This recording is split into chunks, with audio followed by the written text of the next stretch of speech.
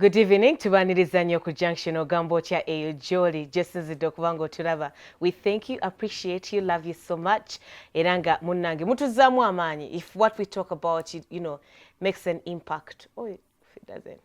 But welcome to the show, Auntie Suma Kulan Pub in the Junction. Our topic of discussion today came from the talks in town. Omanyi kye kigenda maaso. Abazadde, abasomesa.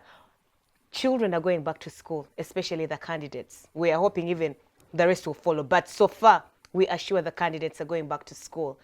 Are you ready as a parent? Omusomesa, wetegese otya. We have been in a break, both the parents, the children, and the teachers as well. Fena tubadde tunywa buugi, twebaka bwebasi, kakati akadde kaze. Kakomyewo, abaana balina okuddayo ku masomero. Are we ready? Are we prepared for this? Welcome to the show. Mugamba mutya? Chichi? Nanti suba nayo ina kateeko. Lwaki weemoola? Tell me, for example. Mulabika bulungi. Oh my God, so glorious. You look beautiful. Nkulabye gwe ngabane. Mwami kayine mbona. Bikujjuko by'emikolo sokolabe. Biyitirivu. Mukulike. You can't stay the same. Okay. But you look beautiful. God. You look beautiful. Yeah, sure. Jempite y'abantu batutumira. Nze sibasanga bane bantambulirawo. Baleeta obujulizi. That's true. Abantu bawona. Amaka gazzeewo. Twebaza Mukama. Mukama mulungi. Waliwo abantu balimu ababatumira bali Nakaseke, part of Nakaseke, abo bayitayo ngoma oba goma. Kyonna kyekiri siki bangambye ndoza tulina okulaba tugenda kubeerako paka nga mututumidde, but they appreciate bangambye ntusobaka Pavin bakwagala nnyo ansi bakwagala nnyo naawe bakwagala nnyo anti kati nze ntuusa obubaka buli omu alina we salute you all, we love you all, we appreciate you all. Abali South Africa, abali US, abali Europe, abali mwenna tubaagalira tubatumira. Tuyinza obuta mentioning amanya. Mwebale kutumakinga. Yeah, of course. Yes, you've made us really. They've added a lot of value. You have. Motivating us. Teachers. Abasomesa. Bebazadde. Omusomese Omuzadde ow'okubiri. Era abasomesa ku myezi kumi n'ebiri egiri mu mwaka babeera n'abaana baffe emyezi 9 beddu. Kitegeeza nti emyezi 3 gyegyewaka. Naye kakati kyakawaŋŋamula ngamba COVID-19 corona yakawaŋŋamula tumaze waka emyezi wagindaba egi 7. Teri kusoma teri kukera kola notes, teri timetable, teri organization. Abazadde batudde tebakola, abaana bali awo babuuka bubuuzi ne ba candidate bagiriro dediye era fe dediye bali mu kujaguza. Abamu bazadde abalala bajjemu embuto abalala. Kwegamba abasomesa bakuba buloka bali mu kuvuga ziboda. Teachers have really struggled. Do we have teachers to start? Teachers, are we ready? Like parents need to understand, like ndoza bulijjo teba feeling an impact. Emyezi 9 from 12. Tebasimba nga basomesa notakubira ku musomesa unomubuuza oli otya munnange. N'omuweerezayo emitwalo 2 yongera ku ka 0 kali. Nizo okuba 2 gye nsobola. Even a 200K can do. No matter how small it is. Abamu yaweereza 2 mu April. Gwe omwana obadde naye mwezi omwetamiddwa omukyaye. N'asuubira nti 2 ge yaweereza mu April ng'omuzadde. Nakati omusomesa kwakyalya. Tetugambye nti abazadde balina okuwa abasomesa olw'ekyo. Naye akasiimo, it has brought the parents to realize how good and how important teachers are. This period has helped a lot. bakitegedde si bonna nti bakitegedde ntiso abasinga bakitegedde. Growing up, teachers were our role models. Like you see a teacher and you see how they dress up, what they tell you, the things they get you through, and realize we used to look at them as giants. A giant is someone who is big at everything. Giants are big, naturally. Role models. So you look at them, the way she walks, the way she talks, she knows all the answers. Mami ne daddy bwe bakunyiiza teacher wali. So it's very hard, it's very bad to see your teacher, your role model, your once role model when you were a child, to see them struggling. No msanga ku street or probably nga kwega transport gwatalina or chibi tubalekere. You know, once we empower them to have that might in the classroom, the children will learn and they'll get better. Just kamba kana katandika. Like let's empower them because they are our children's role models. True. By the way, how do you want them to, you know, what's stopping her from, you know, going into gambling, into obufero obubi, into riabi ekitala kumotoka ono ya alibu fe nga bazadde tuba empowering abasomesa twandibadde twakikola nadda probably era nga bw'ogambye they are our children's role models babeera n'abaana baffe myezi 9 miramba and our children's keepers, our children's caretakers abasomesa bangi nnyo bamanyi ebyama by'abaana ng'abazadde tebalina kye bamanyi. Abazadde bwe tufailinga because ffenna tuba tukuza abaana out of love tubaleka ebintu ebimu ne biyitawo oba ne basobya ku muzadde omwana batasobezza. Kati ate omusomesa alina kyalaba mu mwana gw'omuzadde kyoyinza ofairinga okulaba. Mu discipline abasomesa bakyasinze n'okusinga omuzadde. Kubanga kizibu nnyo kwata omwana w'omukube ate gwagenda omusirisa. Kati ng'oggyeko emigojo kagambe discipline really nzibu nnyo eri omuzadde out of love sinti ayonoona. Sikiriza nti wali omuzadde ayonoona omwana. Takikola nga kigenderedde byerabira ku balansinga. Kati abasomesa bano batucekinga nnyo a lot nga bacekinga abaana baffe. Makula ensonga gy'oyogeddeko nkulu nnyo ne Pavin.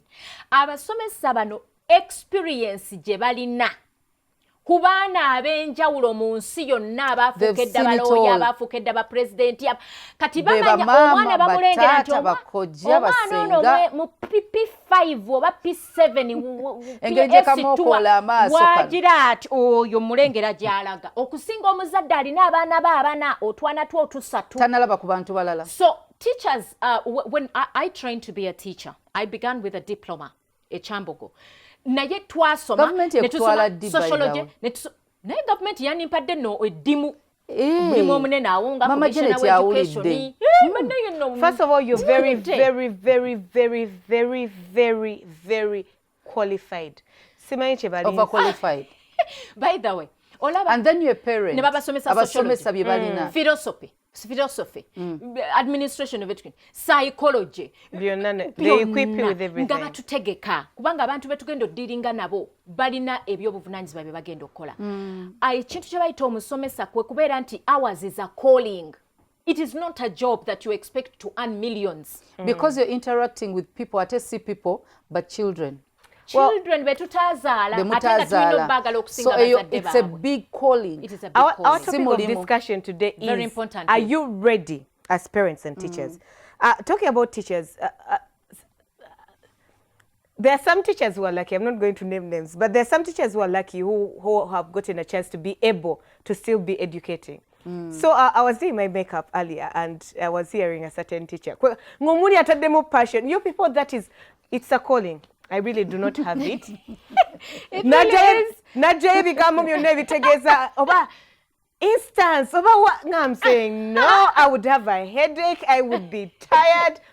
Yes, I understand. I know. Because I'm one of those people, sagala nakweddamu mu bigambo. Like if I say something, I want it to be hard. Done there and then. Oh, no. Todiringana muntu ali slow. Yeah, slow people. In my head, I'm thinking like, when do you chinga njogera? So it's a calling. You. I've not understood lesson here. I've not understood. I've not understood. This particular teacher is busy repeating, and she teaches in an international school. So the words were kind of diverse. They were really big words, but explaining one small word. And I was telling my makeup artist, I'm like, can't even be leader. But you can hear the teacher is trying. Those are the teachers that, you know, we have to clap for, and because it's not easy. And give them at this awards. Particular time, yes. And give them awards. It's a tap on the shoulder that's long overdue. Techetaga somero, like we're talking to parents.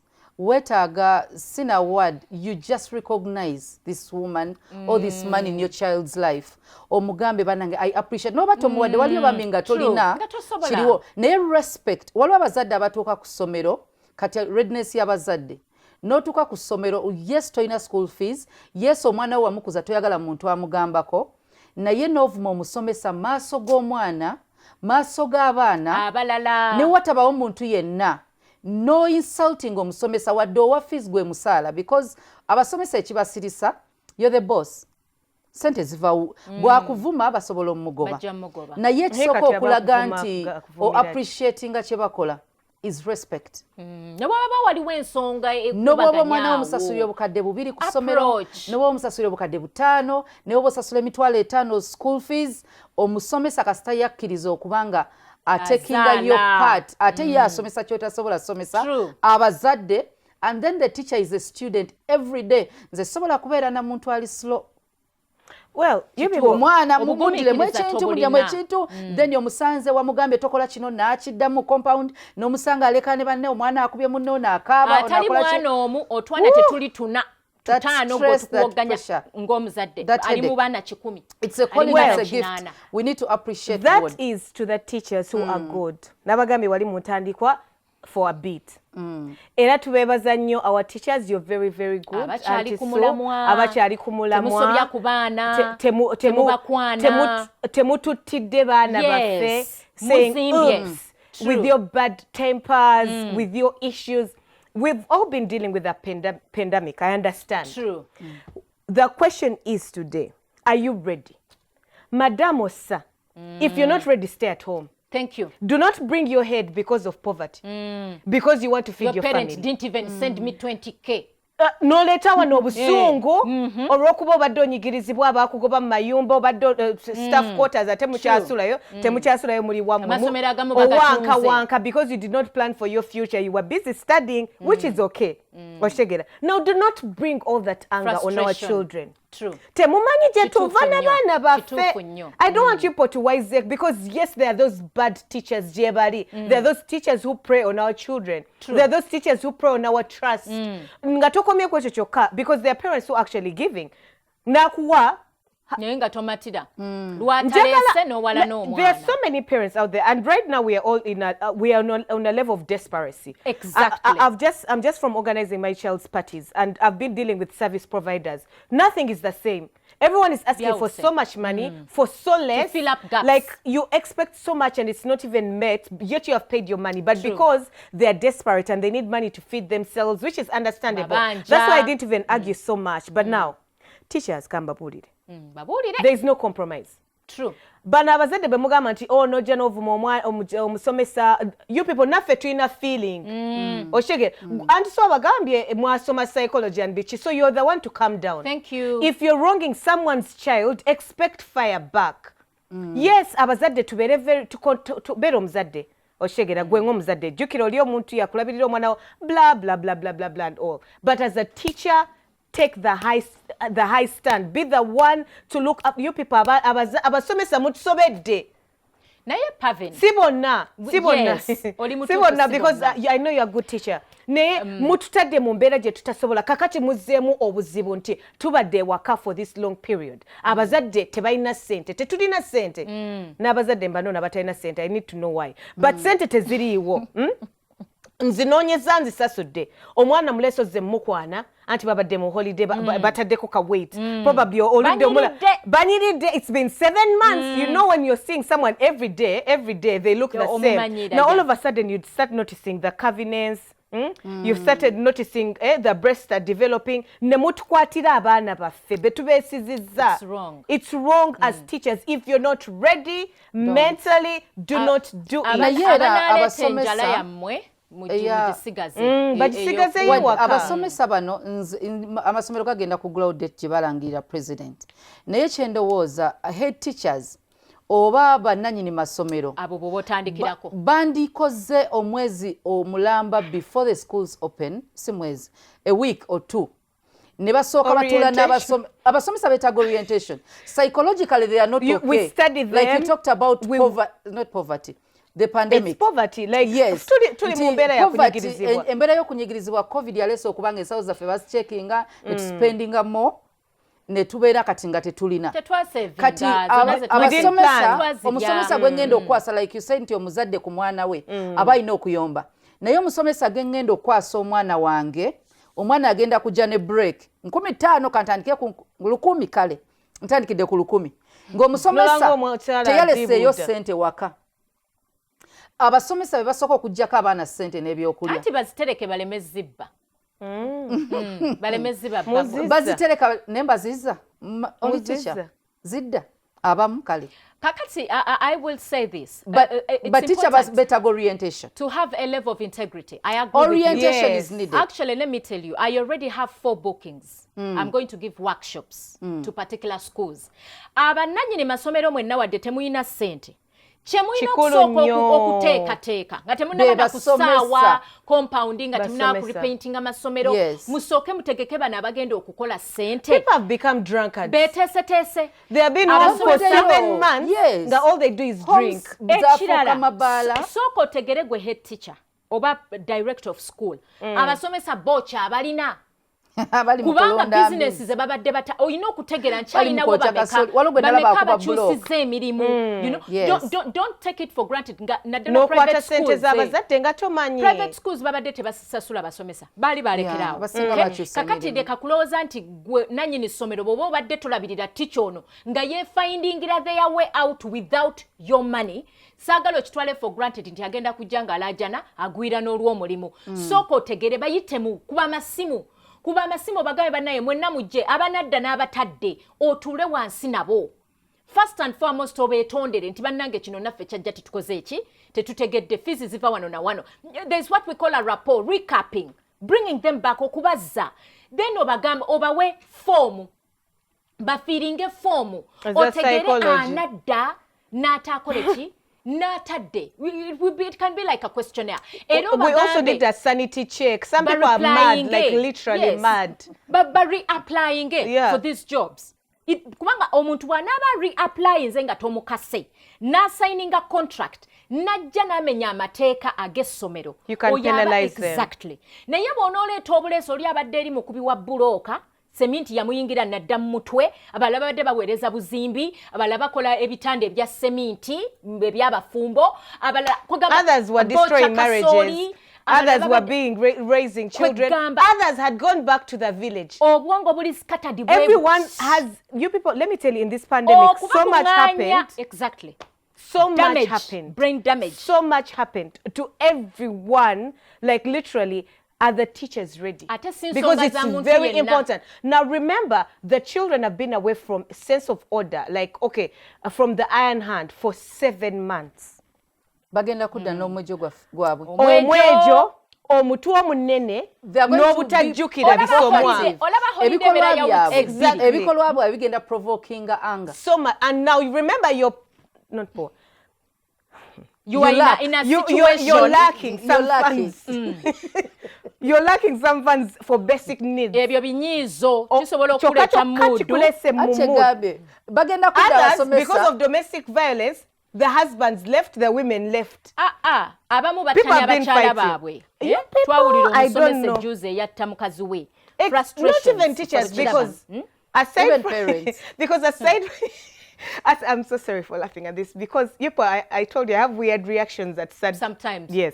You could be hurting right now. All over the news, it has been reported that marriages are, falling apart because of domestic violence. People are spending so much time together that they never used to spend with each other. There's so much anger towards each other. And among those, Kakati, teachers. Mujja mwe mukyekuta mukiwata you've brought your chisan kiri awo kiri juice kitaddeko wait me my husband left teyaleseeyo mwami teyaleseeyo mukyala okyali ku junction tugendera ddala maaso twogera ku the readiness of the teachers stroke the parents tovao.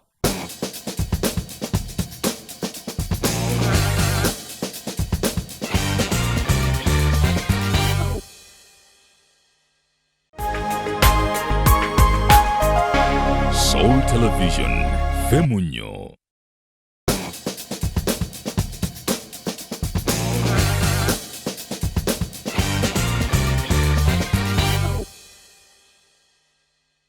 Tewerabira, we have a Facebook page, which is the Junction Soul Television. Give us your opinion. Do you think we are ready and equipped for the candidates to go back to school? Schools are not yet ready because si sente. ba nawulirako government egenda kuba wakowa some funds so essomero okubanga liteekawo simanyi toilets eza SOPs observing ogula akawunga naye nze readiness yange like you said it's psychological abaana bagenda vewaka nga bo bazze kubanga wali abazadde nga covid tabakoseza financially ng'omwana agenda sigala nga ajja nenusize 15 n'omutwalo nga za break omwana agenda kujja n'ekyejo kyabadde amanyidde kati okulinnya ku mmeeza ewaka akola kyayagala covid tekwa affecting there are those who could afford Auntie Sue. Yes, they have tablets. They've been doing online classes. Yes, they're in the UPE because I went to Budo Junior is a UPE. You are in a UPE, but they've been able to study ahead. You, the teacher, come Waizeki, bulijo kuba block. I'm not saying that you put that beating bricks in code is a bad thing. It's not a bad thing. But you've literally shifted from your normal, and everything. Kakati oliawo, omwana omwa example nga yabiyita mudda with a bed. Abana babadde basomera ku TV. Abamu. Kitegeeza bali ahead different papers. Kati omusomesa ojje ova mu nnimiro yona gye wagenda oba obadde waka doing nothing. Okomyewo omwana akusinga. Akusinga financially. Ali okay. Financially, even academically. Even psychologically, you can see for them they are happy. They've been waiting. So, ekyana kiri mu kwetoloola tewaleseyo za kameza like Pavin said, abamu baayawukana dda. N'abaana bayinza okuba tebanadda ku ssomero because you didn't have money. Now, abasomesa abasinga bagenda komawo ku ssomero kufuna musaala. The desperation, which is very bad. It's very bad. Bannange kambabuulire bantu mmwe. Batabba ensawo z'abaana. Teaching is a calling. It is not a job. Now when you go somewhere looking for money, so funny you can because do anything Auntie weird. is so passionate about this. I know, because I really know. That's why I'm even laughing. This part of your neck is even beating so fast. Can I say something? Omusomesa bw'obanga teweeteeseteese kuba can I tell you something? Mpulira nga nfa. Auntie Sue, waliwo essomero. Waliwo omwana omu gye yali asomera. Sijja kwogera na mwana. Omusomesa baamugoba ku ssomero nga bulijjo yabba seeti z'abaana. Seeti? Yes. Sente. Mathematical sets. Alina dduuka. Azitunda. Ate nno zabba, ate akomawo n'azibaguza. Akuba abaana bennyini n'agamba babbi. Kati bambi wanuka kidi yamulaba. Ngabba seeti bakiipi. Ng'atwala seeti. No, teacher yagitutte. Bagenda kizuula okunoonyereza ku ssomero nga ticha bujo yabba ebintu by'abaana ng'anoonya ssente n'agamba omusala oluusi gulwawo. Yes, administration yali balina giblaming ati balowoleta ssente naye njiyambi. So waliwo abasomesa nga be babba amasweta g'abaana ne baddamu ne bagatuguza oba n'agatunda somewhere. School bag sets. Kati bagenda kudda mu covid abatalina mpisa beŋŋamba abatalina mpisa banoonya school fees z'abaana baabwe. There are schools because they have not been working. Schools with teachers who are thieves. Yes. Olaba enjala ebadde luli nga corona tannajja. Mukama atusaasire. Olaba enjala ebadde okuwanka with teachers who are thieves and rapists. No. Zona bibi. Neka mabuli. But there are better ways of stealing. Fe batubanga nga bagamba nti amasomesa fe tubagaguza we have the right quality. Ne socks ne sets ngero bisangawo. Ne bongera which is okay. But you literally pick from your anyway, ochimanyi nti abaana bagenda mu break baleka ensawo mu class because we are trusting. Yes. I know. Trusting. It's trusting. By the time omuntu nga abasomesa betwogerako Antiso ayina abaana ye tanafuna musaala kugenda kumutwala ku ssomero kubanga kati akomyewo okukola first salary ye ani agenda oweerera abaana ate ne headmaster tagenda musasulirawo kuba teziri. Yes, ani agenda oweerera abaana be, ani agenda oliisa abaana be, ani agenda okula uniform zaabwe. Abaana waliwo obwana bwe nasanga nga kuno ku kyalo kuno ku Salt nga butambulira mu uniform n'ogamba ndowooza okusomako kwabuggalawo. Kati abo abasomesa ani agenda okuba nga afaayo ku needs zaabwe. Remember babadde bagenze emirimu egireeta income daily obanga nawaka ng'atunda kasooli daily ebbuloka zimuyingiriza kati omugamba mwezi. Nze anti awo we nagambidde Makula buli musomesa alowooza nti kyabadde akola mu corona holiday kimusingidde obusomesa tojja sigalayo. By this time twezudde tutegedde nti we cannot only depend on salaries. Kitulaze tewali affected with corona. Bw'obagamba okusigalayo manyi challenge tuyina tosobola kera ku makya ntugamba Pavin jangu osomese. We are talking about professionals that are needed in schools.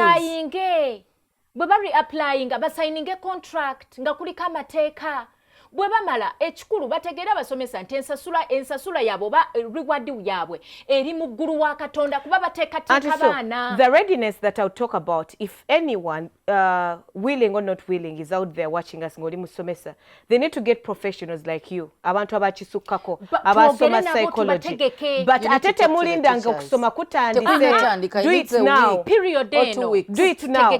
Call people, call counselors, call people to actually, because we need the professionals. We actually really need to. Kati by head teachers abali mukutulaba, or you probably own a school. There's some rich people out there. Gesomero lidio nenga mulimu abali kulira or whatever.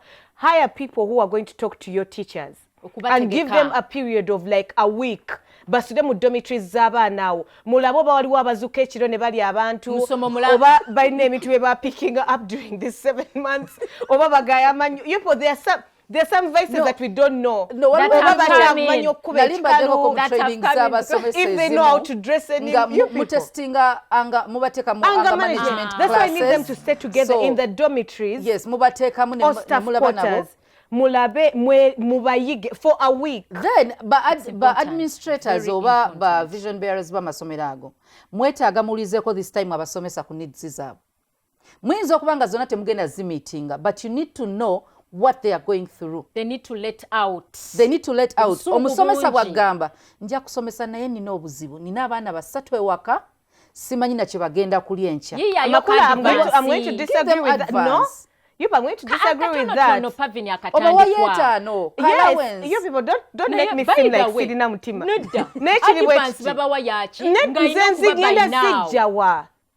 Pandemic here. It's not that I've come from abroad. You know, the entity we work in is led by a pastor, and he's a man of God, you get. So omuntu nakutukiranga alina ebizibu all the time. Yenga atola mu nsawo ye because he's a pastor. By the way, so Ninachi relating her with the same thing with teachers. You people, you can't expect this man, the headmaster, to also be sorting your needs. Ngane yaba debu bi. Basobola kuba yenaka omanyi waliwo needs enti naye abasomesa babadde bakola ekitono kye babadde bakola. The reason as to why I asked for professional help for the teachers is for them to realize that yes, mulimu need naye naffe tetulina okitegeera kuba n'abazadde jjukira nti n'abazadde ssente tebazirinaawo. Weetaagawo omuntu agenda okuteekateeka buli muntu mu ggwanga okumanya nti tewali abadde akuterekera ssente zo sizirina. Yes, bakugobye rent naye nange sirina. People need to put that in their heads that I could look nice because I have makeup, but how sure are you that I have the money? Pavin ku ssomero lyonneetaaga nga obwongo bwange buli okay. Makula, that's why I said they need professional help. Someone who's going to sit you and tell you, you are going through this, but you are not the only one. We are all back on line zero, ground zero. But school directors, because unfortunately, madam, they meet with the government. Musasura school fees on the first day. Not the first beginning of years. I'm sorry. But beginning of the year. So twas so mamuda. First together for second term. Pay in time, all of you. Pay the cash. That's the only way they'll sort the teachers. This is where the government has to come in. Amasomero kati bagenda kuba bagamanyi n'abasomesa aba registering. Where do you want them to get from the money? The government has money. They have money. Do you keep it this there? Is what they can do. Bamanya nti esomero lirinamu abasomesa 3. Kizibu osanga esomero nga lirina 1,000 teachers. Rarely 500 teachers. Branches. Branches. Let's say esomero lirina bonna kale on average 100 teachers. 100 teachers baabo si bangi okubanga government evuddeyo n'egamba buli musomesa tugenda muwa kilo 3 ez'ebijanjalo ez'akawunga n'ez'omuceere.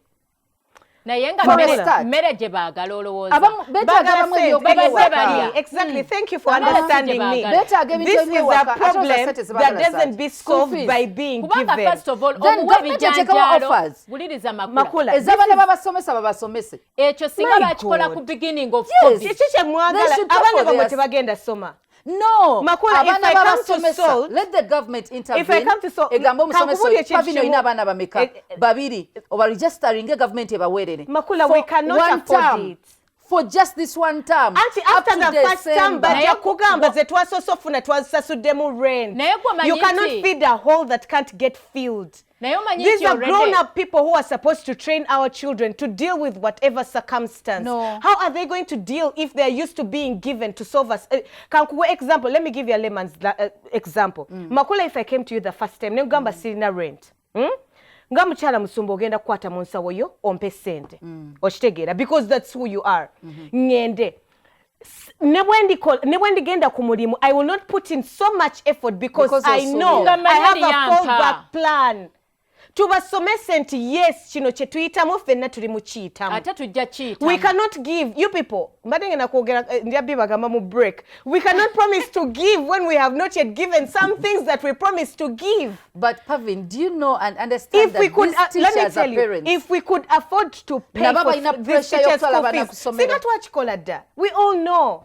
You people, if we could, we could. Government gy'oli mu kusaba nti eweerera abaana b'abasomesa babiri. Okimanyi nti already waliwo UPE ne USE. But mu UPE basasula. Omusomesa bw'abanga private school tajagala. But they don't have the little. UPE. Who told you that? No, musomesa mugaga. Who told you me as a parent I have?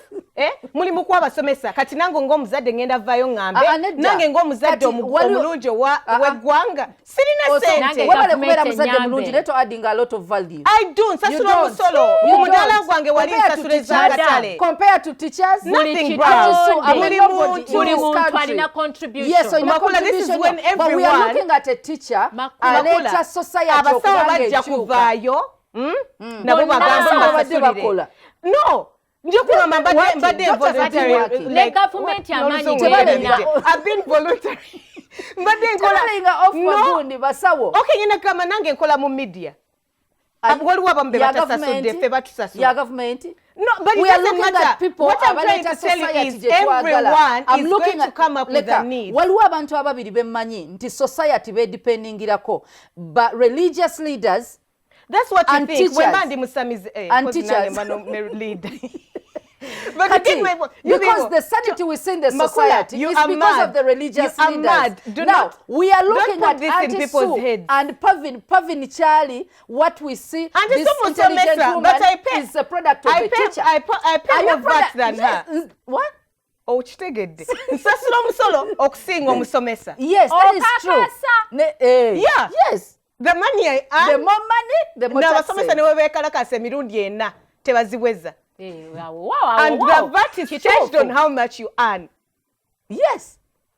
So I have a right to also stand up and say, I need what? My children to be paid for school fees. Supporting. No. That's it. Makula tulekerawo okuwa abantu ebintu options z'okuweebwa obwerere because tekiriyo tekigenda Pavini kye yagambye ffe tetugaana tugenda bayamba tuti but directors of schools balete ba professional counselors, educationists, bateeketeke and bring religious leaders abasomesa bayinza okuba mu masabo babateekeko emikono babasabire abasomesa abadde baloga kufuna ssente butafiirwa mirimu bunaatereera. Adiso, you need religious leaders, spiritual life y'omuntu ena. Wali abantu abamunga beta even your mentality, even your perspective on life will change. Yes. Bonobanga bakuterezeza. You are more talking about people's mental health. It's very, very important. Very important. I'm one of these people. I no longer take things for jokes when someone tells me njagala kweta or I feel like I'm not needed anymore. I proper give you attention because buli muntu alowooza nti ali mu kunyigirizibwa yekka olw'okuba olaba nti Pavina ali mu kwogera nnyo, she must be taking a lot of water. Nothing. We are all struggling. It's the mindset. Exactly. So if we get people who can equip our teachers with that mindset of yes, this too is going to pass. Yes, ndi musomesa naye waliwo n'omuzadde naye abonaabona omudaala gubadde tegukola akedi nzigale okitegeera n'omulaga ekituufu nga bwe kiri. We will have a better country. We will have people who look at life knowing that it's going to get better. We are going to overcome this. But what tunatandika okusosolamu certain niches ne tugamba nti abasomesa bali more important than us abatunda makeup mu malls awo wamugenda okujja olutalo are you ready atenga makeup emisolo mwe jiva exactly so everyone is going to complain let's just see people with knowledge bukyaliyo masomero PTAs naye tugenda oba tuweereza bamaid obukiiko obwo this is the time for them to meet kubanga okuggula essomero bagamba bana kusoma naye kati amasomero magule amasomero galina kati okukuŋŋaana n'abazadde with of course observing SOPs kati abazadde betaaga owulira okuva mu basomesa n'abasomesa okuwulira okuva mu bazadde abasomesa this time mwogere n'abazadde mubabulye bannange abaana be mutuleetera bali mu state ki kubanga aliyo n'abaana kati nga bagudde ddala ewaka abalala bafunye embuto bali ku sugar rush abaana balidde babadde bamanyidde kwebaka bamanyidde kulya kati bagenda kufuuka ate kizibu ku ssomero kati concentration levels zaabwe ziri wansi because babadde waka nti attention ne concentration bagenda kuba judgment nti agenda kudda mu class ng'alina otuulamu from 8 to 10:30 or 10 kyabadde tamanyidde abadde agoloka 10 kati abazadde beetaaga oteekateeka kati nti abaana mutandika obbakeeza true in these remaining weeks abaana batandike ng'okkeera abaana batandika okusoma ebitabo ababadde batalaze obwongo ate kibi nnyo bw'oba obadde oyo omuzadde akkiriza omwana wo okwebaka fwa as if life has ended. It's bad. Baleme focusing on le kukuba candidates. Abana bonna kati babere on board. On board, yes. You know, with the board hope. of governors, ba PTAs, tutandike kati enchiko by now we are sitting. Tutegere nti financial team temwongeza what school fees. Please don't do that. Temwongeza school fees. Let's not be thieves because of what the state, you know, the state that we are going through. Njagala abazadde. Tebagenda abazadde we twogerera tegere essomero ly'onoosobola bw'oba ng'obadde olina essomero ly'osobola luli before corona covid tomenya ssomero ng'oleeta bitundu oba kale bw'oba oleese bitundu manya nti olina okumalayo sente. We don't want to sound very merciless, but the thing is buli omu situation buli omu ali bubi essomero lirina okupaintinga ebisulo okusaawa omuddo library zonna emikuyege zaabiryalya. There's a lot of somero erimu mu Kampala na deputy ku city parents nenda bange environment ndala nnyo ku bujo munange yaliwo ngolaba essomero lyetaaga kuddamu kusiiga langi bupya everything needs to be done. babadde basasula abakozi abamu babadde babeerayo kuyira emisota amasannyalaze gasikadde gakola I think abazadde and it's all going to be done from the money that you people are going to bring. Yes. Nolwekyo tegeera nti duli mbadde nsobola essomero lino naye kati embeera nga bwezzeemu mutwale mu ssomero ly'osobola onoddamu n'osituka buto tuleme kalubiriza mujja kutuuka wali basabe requirements bakusabe toilet paper omwana wo ogambe nabwe embeera ogiraba tubadde tetukola kati omwana wo anaagenda mu toyi nga takozeseza kikookoma kizungu kwegamba tubeere serious omwana omulesa talina kasenya talina colgate talina omusuulidde abasomesa abazadde bagenda tandika oyombera ku ssomero omwana wange akozesa toilet paper nnya mutaamu ezo nga nnyingi waka nga akozeseemu you people are talking about parents medical check up abaana mubatwale babakebere balabo bali steady mukebere HIV mukebere corona mukebere abaana balwadde ndwadde ewaka mukebere babadde balya abana babotinga abana bebaka n'abantu yes mukebere oleme kutuleetera ffe kuba nze amasomero agasinga nze genkola mu counseling after 1 month tulina okukola medical check up kubanga omwana ne bw'aba yeebase kiro mmowa gulo limu after 1 month muba mulaba oba osobola okulaba yes naye abasomesa abazadde kino kiseera mwogere n'abasomesa oba tebeeyo parents meeting naye mwetaaga mukubire administration oyogere n'administration bw'oba tolina ssente genda otule nabo tosindika busindisi mwana banange teri kibi nga mwana kubeera embarrassed olw'obuvunaanyizibwa bw'omuzadde kizibu okyali ku junction tugendera ddala maaso twebuuza the readiness of parents and teachers. Give us your opinion, otherwise tovao.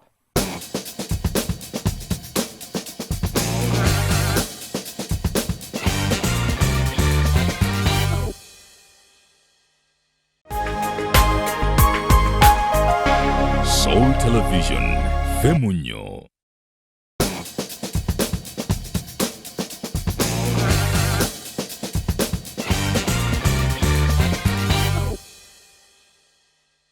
Tukyagendera ddala maaso okyali ku junction nga twebuuza abasomesa mwetegese mwabazadde mwetegese. It's very very important and very crucial. In fact nga tetunnaba na kugenda ku nsonga y'abazadde ginnyikiza abasomesa kuba be bagenda okureceivinga ki abaana era readiness y'abasomesa eno eriwa mu mutwe mu bwongo bino byonna nga tetunasaawa tetunarepaintinga tetunakola biki bwongo ate tesetese tojja abasomesa tukozese weeks zino entono ennyo tuddeyo tusome ebitabo tubadde mu birala kuba jjukira bw'obanga olina class gy'osomesa buli kaseera opreparinga so you're always in books obwongo bubeera bumanyi actually wano wokka walina okuba nga wakusomesezza if you actually love your profession oba obadde ogyesibako bwesibi kati olina osalawo mubaddemu abasomesa bosanga nga ali mukubirako ku basomesa banne kakati muli kuki what's going on kibiki obimanyi obitegeera naye nosanga oli nga ye abadde yabiviirako ddala nga tamanyi nawakosebipapula gyebiri tabajjukira whatsapp group yazivaamu zero communication abasinga ku whatsapp group nga baleftinga left kakati batandise okunoonya nti okyaliko nteekeko waliwo essomero erimu lyemanyi bo bagambye n'abaana ku whatsapp groups batandika okwerol callinga so and so I'm present abamu nange basobola mu covid abalala babivaamu ddala kati therefore directors tetwongera school fees okay tutule wansi twadijustinge tweteketeeke n'abasomesa bannange you people abasomesa abasuubira free handouts from parents nobeeranga omuzadde omukubisa erisa eryekisa olya if I want bwowoza abolamentinga munaye nja muteekamu extra classes wano ku 11 nja mutereeza tofaayo nga wakutunulira mugende muguleyo ku ngoye zibatuuka mulekerawo tusabiriza abasomesa tetukyali presentable mu saluuni wasemba kugendayo mu apuli oba obugoye tebukutuuka presentation is important engoye fena tugezze Pavini agambye tubadde tunywa buugi there was no a lot of activity not literally but yeah nero obuugi n'akawunga fe government be yatuwa requirements ba director zibeere ensaamusaamu ezinasoboka balekerawo okusabiriza abazadde ssente ba house mothers tubamanyi taamu eri eya first taamu nja mufunira ekitanda ekirungi oba twagenda okuva mu first taamu twalekayo reams of papers twalekayo enjeyo ebyo mu bitusonyiwe textbooks tonangira bye waleeta luli ebyo ebintu ebimu tuddeyo mu masitowa tulabe ebiriyo so that abazadde tubasaba ebyo ebigwanidde kubanga nabo tebalina twetegeke bannange nze sirabangayo omulimu mulungi nga busomesa nze nokola wano ku salt guno omulimu nagufuna on the platform that I'm a teacher okitegeera kubanga omukama we agenda okuwa omulimu akuyita n'akuteeka mu oral interview bw'oba tosobola kwepresentinga bulungi agamba nti ono agenda kukola ki so abasomesa tweteke mu mbeera eri presentable ate abaana baffe tubasanyukire nga bazze tuleme kulaba ng'ebizibu ababadde nga abasomesa baddeyo mu byalo byabaana nabo bemugenda receivinga nabo tebaliyoke mwino kimanyi kiteeka mutwe abaana bagenda n'entiisa mu ssomero nga balowooza buli ayasimula mulwadde wa covid jjukira mu masomero g'abaana abato omwana ajja lowooza buli kiwanalaba tikyanga abaana nabo batya so mulina omulimu gw'okubanga nze ndowooza the first week in school musooke abaana nabo mubasomese